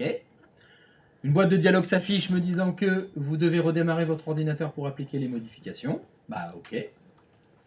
Et fermer. Et vous devez redémarrer. Bah, je fais redémarrer maintenant. Donc c'est là où on voit si vous avez fait une bêtise ou pas. Si vous avez renommé l'hôte, l'hôte redémarre. Si vous avez redémarré la VM redémarre. Bon, ça va. Pas de redémarrage intempestif non désiré. Question bête. J'ai mon verrouillage. Alors, excuse-moi, Pardon. je t'interromps tout de suite. Pas de question bête. Exactement, il n'y a pas de question bête. La seule question bête, c'est celle que vous poserez pas. Alors, je t'écoute. Oui? J'ai le verrouillage numérique du clavier. Oui. Il n'arrête pas de sauter. Oui. Pareil. C'est normal. Redémarrage. C'est normal. C'est normal. Tout est normal. Alors, ça l'a renommé. Tac. Allez, ça a redémarré. Alors, est-ce qu'on est bien? Si je refais mon 6dm.cpl, Ah, c'est bon. hop, c'est bon, c'est SRVXY01. Formidable. Ah, ok. Ça, c'est cool.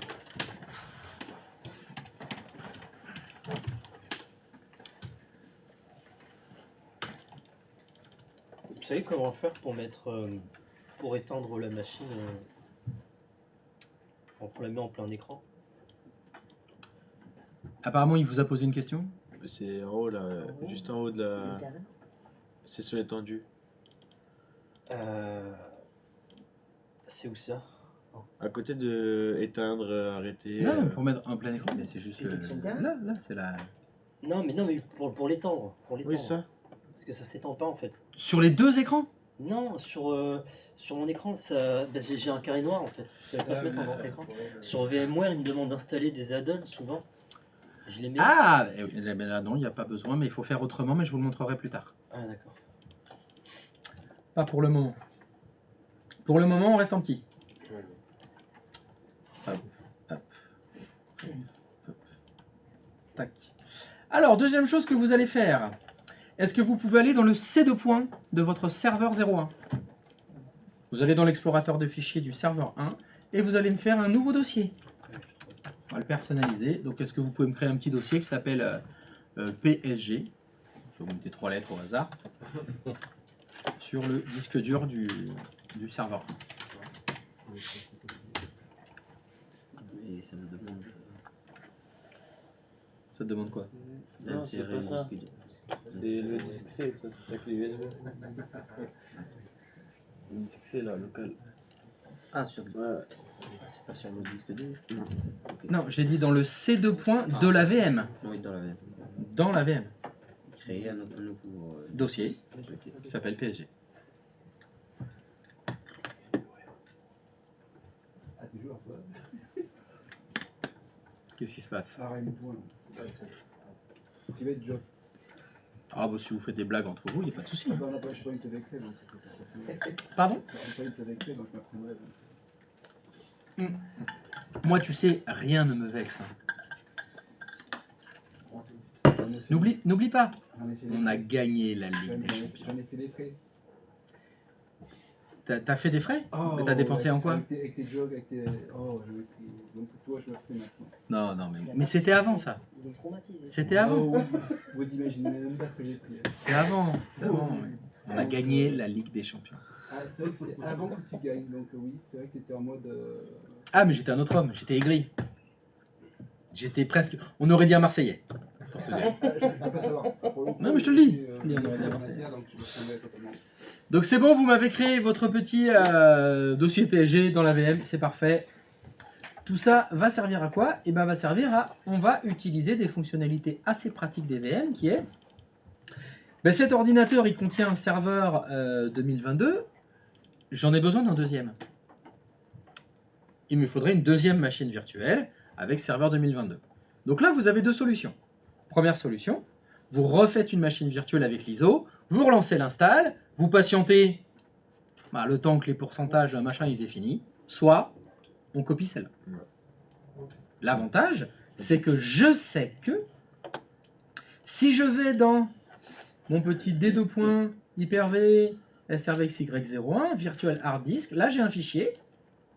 Ce fichier qui fait 11 Go là, il contient serveur 2022. Et bien on va le copier. Alors voilà ce que vous allez faire. Dans l'ordre. D'abord, vous arrêtez proprement SRVXY01. Alors vous l'arrêtez comme vous voulez. Soit avec le bouton démarrer qui est là, soit avec le bouton arrêter qui est là. C'est vous qui voyez. Ça ne m'intéresse pas. Ce que je veux, c'est l'arrêter. L'arrêter. Je l'arrête. Et je patiente le temps que la VM soit arrêtée. Elle est éteinte. C'est bon. Deuxième étape. Je vais dans l'explorateur de fichiers. Et le disque VHDX qui s'appelle SRVXY01 qui se trouve dans D2 Hyper-V SRVXY01 Virtual Hard Disk. Ce disque dur là, vous le copiez. Donc je fais copier. Et je ne vais pas le coller n'importe où. Je vais vous demander dans D2 Hyper-V de faire un nouveau dossier. Donc je vais faire un nouveau dossier qui va s'appeler au hasard SRVXY02, n'est-ce pas? Et je vais coller le fichier dedans.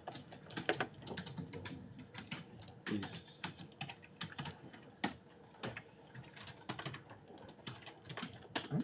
J'ai pas fait copier. Alors, Virtual Hard Disk. Tac. Serveur 2. Ah, voilà. Ça colle. Et là on attend.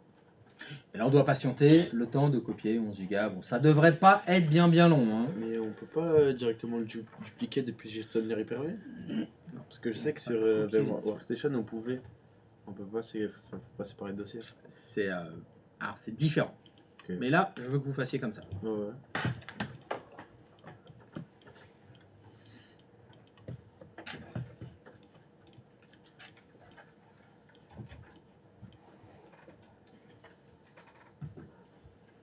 Normalement, les vôtres, ils sont plus rapides que le mien. Hein. Oui. C'est bon, vous avez fini? Oui, là, c'est bon. Oui, bon, c'est pas grave. Alors, maintenant que vous avez quasiment terminé, c'est pas grave, vous pouvez laisser tourner. On va créer un nouvel ordinateur virtuel. Qui va s'appeler comment? SRVXY02. Incroyable.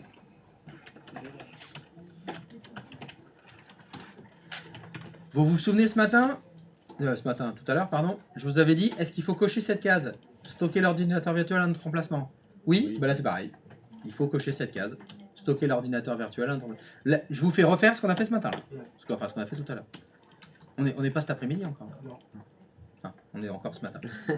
Donc je vous fais faire la même chose. Donc vous faites nouvel ordinateur virtuel, vous l'appelez SRVXY02, vous cochez stocker l'ordinateur virtuel à un autre emplacement. Suivant. Génération 1, pareil, ça change pas.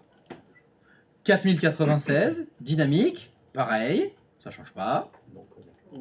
Non connecté, pareil, ça change pas. Maintenant ça change.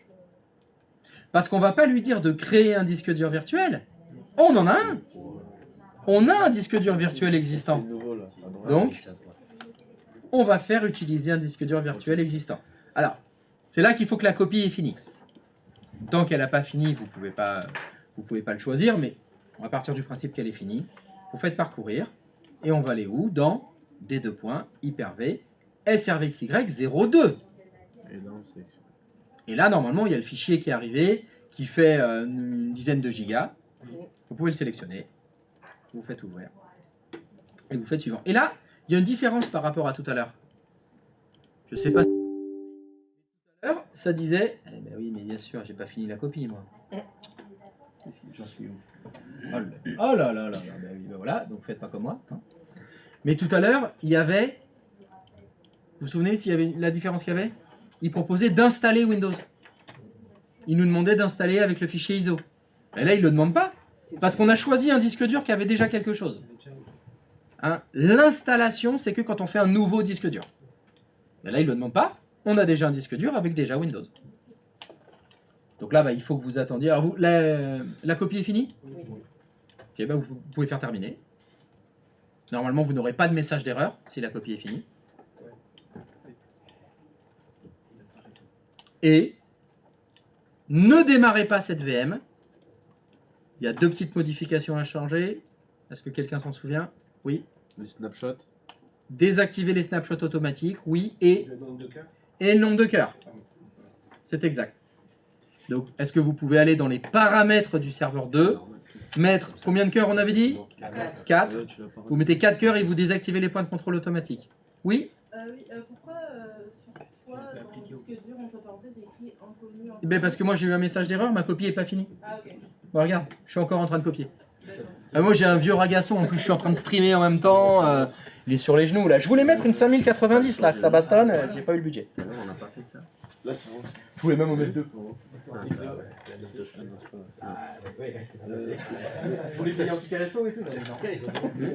C'est la compta, non? Non, c'est le magasin. En plus, il faut 3 brouettes de tickets resto pour payer. Tu mets SRV. Madame Michu, c'est qui Madame Michu? Ah, c'est la comptable.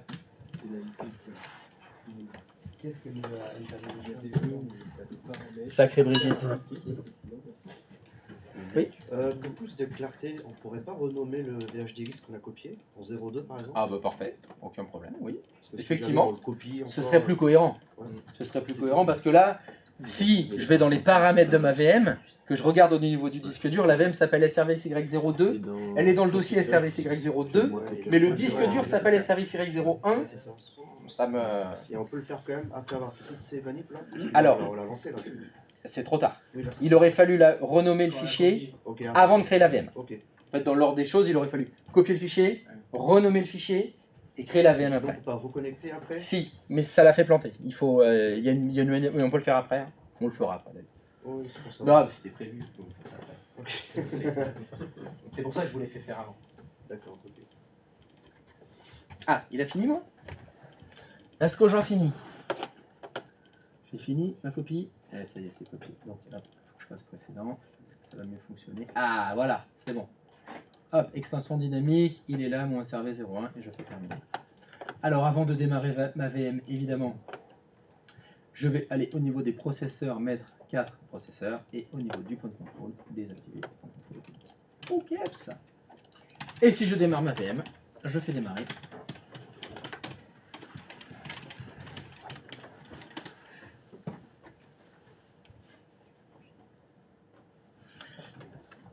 Je fais ma petite prière. Est-ce que ça démarre? Bim! Alors, il m'a posé aucune question. On arrive. Oui. Ça n'a pas marché. Ça n'a pas fonctionné? Bootfiler, reboot, accélérateur. Alors, voyons voir. Où est la poulette? Alors, hop. Alors, voyons voir. Qu'est-ce que ça dit? Il est où ton écran? Il est à gauche. Ah, bout de fêlure. Reboot, bah, il doit y avoir un problème. Alors, est-ce que tu peux aller dans le menu fichier paramètres de ta VM, s'il te plaît? Le petit menu fichier qui est en haut là. Fichier, paramètres. On va vérifier au niveau du disque dur. Ouh! Est-ce que tu peux cliquer sur disque dur, s'il te plaît? À gauche. Monte un peu là. En dessous. Ah oui, pas. Alors, je vois que tu as un disque dur qui s'appelle Nouvel ordinateur virtuel. Il n'est pas censé être là, le disque dur. Il est censé être dans D2.hyper-V SRVXY02. Pourquoi tu as ça? Alors, là, la problématique qu'on a, c'est qu'on ne peut pas toucher au disque dur parce que la VML est démarrée. C'est logique, hein. Quand un ordinateur il est démarré, vous ne pouvez pas arracher les disques durs et les changer. Hein. Donc là, c'est pas grave. Tu fais annuler. Et typiquement, tu peux fermer cette fenêtre. C'est un cas où il faut faire le carré noir. Là, on ne peut pas faire arrêter proprement, là. Tu fais carré noir. Bim. On l'éteint. Bam. T'attends que la barre verte en bas elle soit partie. C'est bon. Refais fichier paramètres maintenant. Tu resélectionnes le disque dur. Et maintenant, on peut faire parcourir. Et tu vas aller dans D2 points, Hyper-V, SRVXY02. Et là, il y a le fichier. Non, le fichier qui est en dessous. SRV NB0. C'est ça. C'est lui. Ouvrir. OK. Tu peux faire OK. Tu peux cliquer sur démarrer. On va voir ce qui se passe. Bon, déjà, il n'y a plus de message d'erreur. C'est mieux. C'est normal que je puisse pas lancer la 02 et la 01 en même temps. Ah non, ça c'est pas normal du tout. Ouais, parce qu'il me dit que quand j'essaie de relancer la 01, il me dit que le disque dur est utilisé par l'ordi. Alors ça craint. Bon, toi c'est bon, tu peux te loguer hein, dessus. Alors voyons voir, je crois que tu es le 4. Oui. Alors, où qu'elle est la poulette? Ça c'est le 02. Ça c'est le 02, qui est bien démarré. Oui, tout à fait. Ça c'est le 01. Ça craint ça. Bah ouais, attends, je te montre le... Déjà, je vois que tu as laissé un snapshot. Ouais. Déjà, ouais, ça c'est un premier gros problème. Et deuxièmement... Ce que j'ai là, il en a fait des 02. Disque là.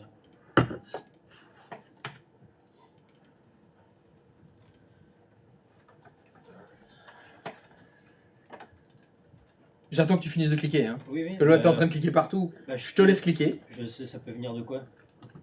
Ben, je peux t'expliquer. Oui. Merci beaucoup. Est-ce que tu peux faire fermer, s'il te plaît, sur cette fenêtre? Est-ce que tu peux fermer le serveur 01? Est-ce que tu peux aller dans les... Fermer. Est-ce que tu peux aller dans les paramètres du serveur 02, s'il te plaît? Tu fais clic droit souris paramètres. Tu vas au niveau du disque dur. Disque dur. Ok.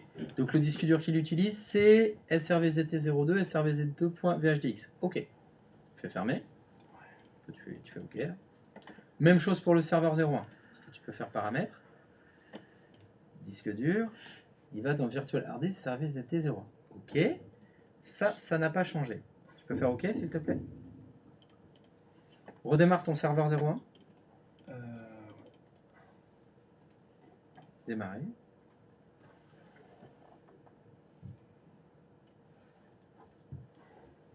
Ah, fais fermer. Ferme. Ferme cette fenêtre aussi. Est-ce que tu peux aller dans l'explorateur de fichiers de l'hôte, s'il te plaît? Est-ce que tu peux cliquer sur ce PC? Oula, t'as beaucoup de disques durs, dis-moi, toi. Tu m'as rajouté des disques durs dans la machine? Je sais pas ce que c'est. Qu'est-ce que c'est que ce F, Des ce snapshots automatiques, F? peut-être. Peut-être. Oh, Aucune idée, je sais pas ce que c'est. tu cliques beaucoup, toi. Ouais. Tu cliques pas mal, hein. Un truc, tu sais pas ce que c'est, tu fonces dedans. Clic, clic, clic, clic, clic, je vais voir et tout. Ah, je l'ai, mon cliqueur fou. Il y en a toujours un. Il y en a toujours un. Ça clique de partout. Alors, par contre, il y a quelque chose, moi, qui m'embête. C'est le F2 points. Ouais. Quand tu double-cliques sur F2 points. Ouais, j'ai les fichiers du deuxième serveur, on dirait. Non, alors, non, il y a quelque chose qui me chagrine, mais bon, peu importe. Alors, t'as fait une bêtise que je voulais faire à tout le monde, mais tu l'as faite avant. Tu as anticipé ce que je voulais faire. Est-ce que tu peux retourner dans ce PC là à gauche là? Tu cliques sur ce PC, tu fais un clic droit de souris sur F2 points. Et est-ce que tu peux faire, attention, pas formaté, éjecter? Oui. C'est bon. Essaie de redémarrer le serveur 1 maintenant. Ouais, ça fonctionne.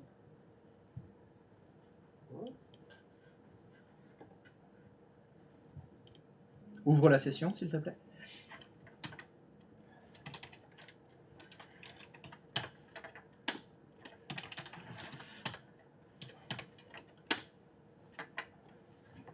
Est-ce que tu peux aller dans l'explorateur de fichiers du serveur 1, s'il te plaît?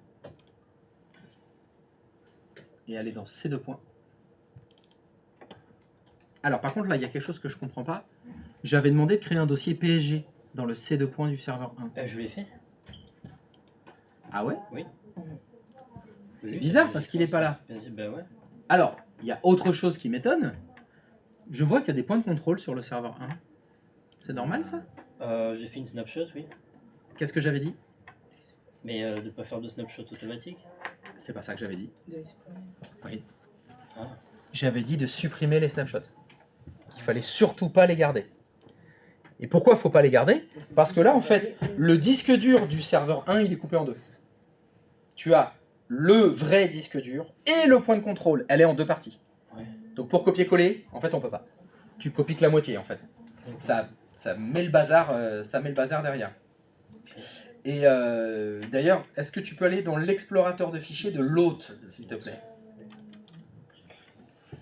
Est-ce que tu peux aller dans le dossier du serveur 1? C'est là. Donc, non, il est dans D2 C'est points. pas sur l'autre qu'on a pris. Tu vas dans D2 points, Sur, Hyper-V, sur serveur 1, Virtual Hard Disk. Va dans Virtual Hard Disk. Voilà.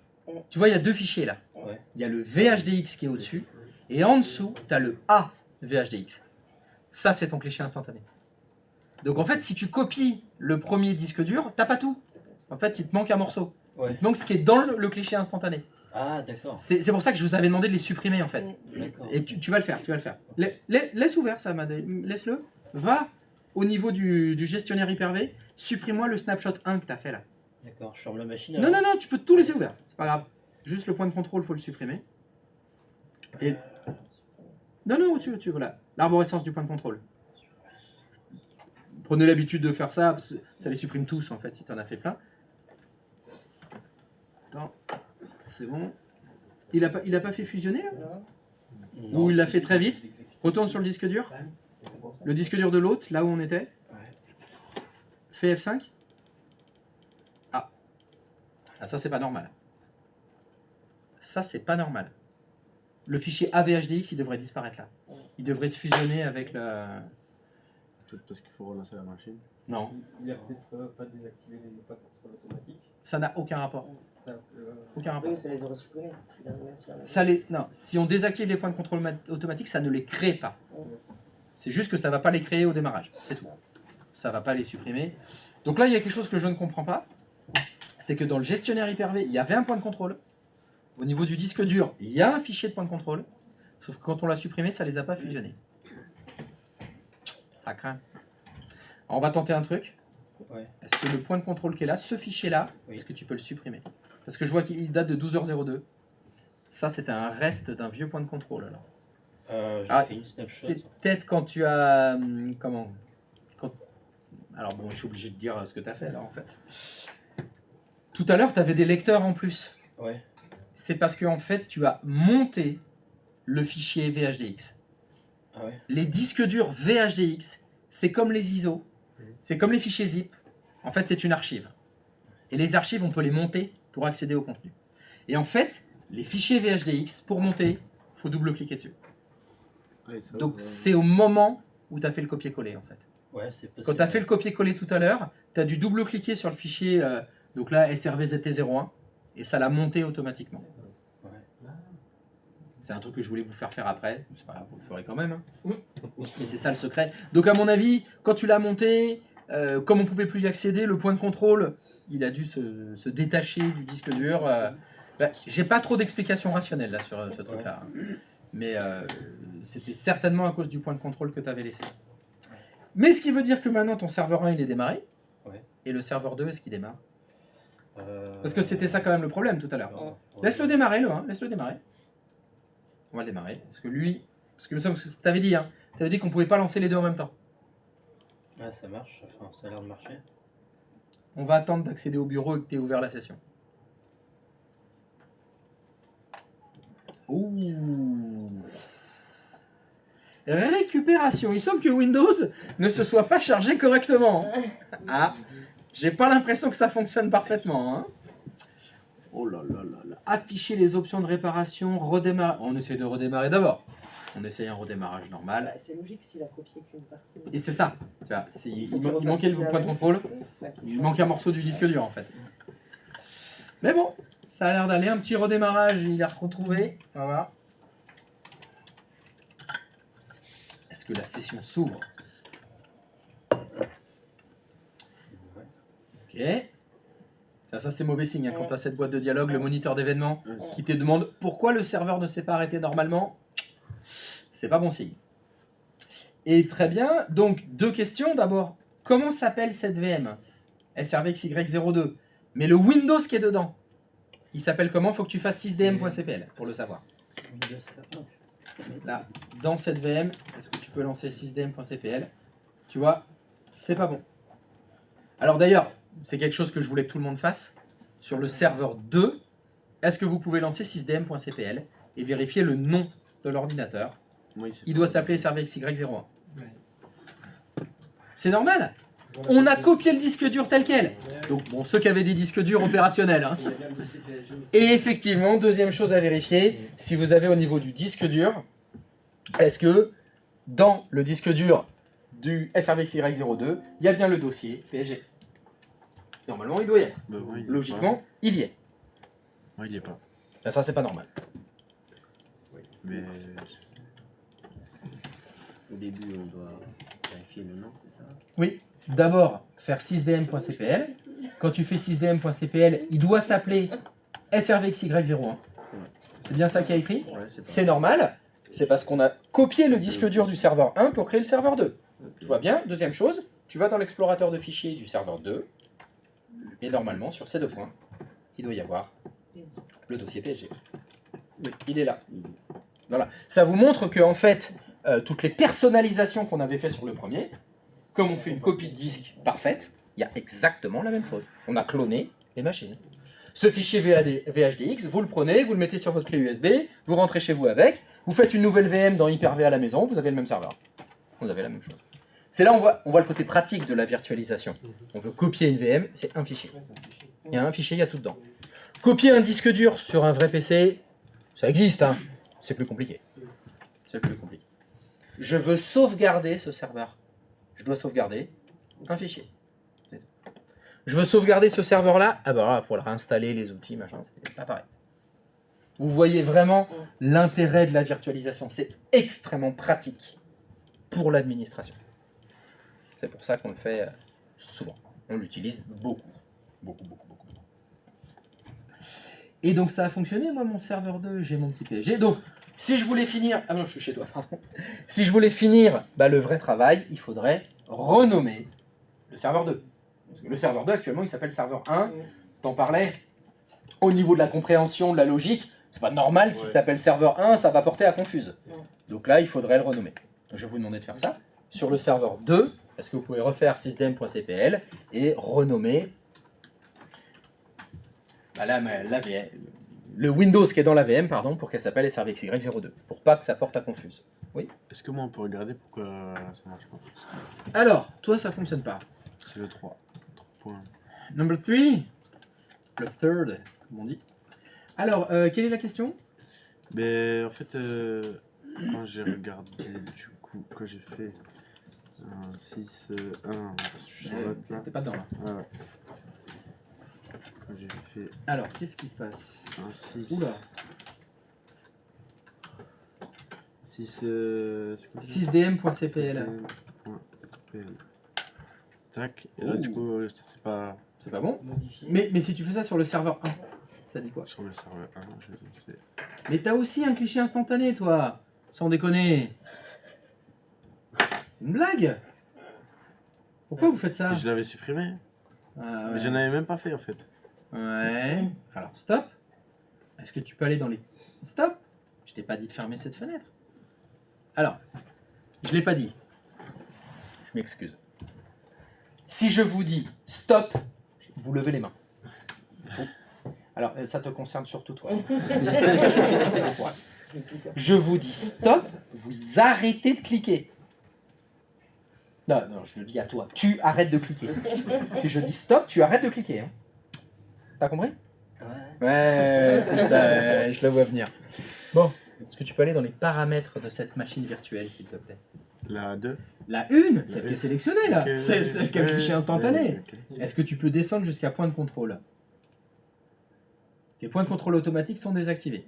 Et tu me dis que toi, tu n'as jamais fait, fais OK maintenant, tu n'as jamais fait clic droit de souris sur SRV EB01, fais-le, va sur SRV, fais clic droit de souris. Tu n'as jamais cliqué sur point de contrôle. Cette manip, clic droit de souris, point de contrôle, tu ne l'as jamais fait. Ben, je pensais pas. Mais je te demande pas de penser, je te demande d'être sûr. C'est les soigneurs qui pensent. Mais si, j'ai fait. Du coup. Ah! Parce qu'il n'y a que, à mon sens, deux explications rationnelles. Soit tu l'as fait, soit c'est les lutins. Tu choisis. Non, je l'ai fait, je l'ai fait. Tu choisis. Bon, toujours est-il qu'il y a un point de contrôle là-dessus que j'avais demandé de supprimer, hein, je crois. Je l'avais demandé. Hein. Ouais, de toute façon, vous n'avez aucune chance face à moi. Tout est filmé et enregistré. Donc, moi j'ai les preuves de tout ce que j'ai dit. Hein. Donc là, vous avez aucune chance. Voilà. Oui, pourquoi pas. Et donc, il faudrait le démarrer, ce serveur 1, pour qu'on voit comment il s'appelle. Moi, c'est ça que j'aimerais bien savoir. Si tu le démarres. Est-ce qu'il s'appelle SRXY01? Est-ce qu'il y a un dossier PSG aussi sur le disque dur? Ça va être surprise! Surprise, motherfucker! Ah, il s'appelle bien SRV01 et il a bien un dossier PSG. Alors que, sur ton serveur 2, Il n'y a pas. il n'y a pas. C'est parce qu'il a pris au snapshot. Enfin, Non, ce qui s'est passé, c'est qu'en fait, toi, tu as copié le fichier, pas celui avec le snapshot. Il n'y avait pas eu la fusion encore. ouais. Donc, tu as copié avant qu'on renomme et qu'on mette le dossier dans le C2. C'est pour ça. Bon, c'est pas. Donc, pas Là, le je peux le snapshot. faire. Hein. Oui. Faut d'avoir changé le nom, du coup, ça s'appelle 02 là. Oui. C'est normal là, qu'il me demande de redémarrer. Eh oui. Ok. Pour le 1, il te l'avait demandé aussi. Oui, je crois. Oui. Et ça demandera à chaque fois. Pour le 3, le 4, le 5, tous. Dès que tu renommes une machine Windows, il faut la redémarrer. Ok. Ça le fera forever. Du coup, redémarrer maintenant. Ah bah du coup, redémarrer maintenant, évidemment, hein, parce que sinon, c'est pas pris en compte. Vous voyez, les clichés instantanés, c'est la merde. Hein. Ça fiche le bazar. J'ai complètement oublié. Vous avez signé pour ce matin? Oui. Ah, moi j'ai oublié. Ah, voilà. Mais c'est normal, attends, c'est le début, il faut se roder. Hein. Faut se roder, parce que moi, il faut que je signe derrière. Et je vous ai dit, quand j'ai signé, ça verrouille. Hein. Vous pouvez plus signer derrière. Bon, bah très bien. Est-ce que vous avez des questions? Vous n'avez pas de questions? Eh bien, nous allons pouvoir aller manger. Et ça, c'est chouette. Eh ouais, il manquait que toi.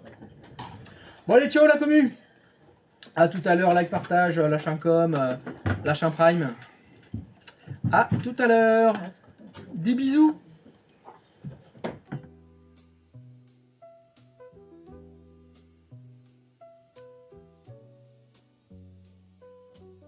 Je suis psychorigide, l'utilisateur ment toujours. Ça perd l'hypopiète, ça fonctionne. Eh ben, c'était pas sans mal, hein. Tous les chemins mènent au Rhum.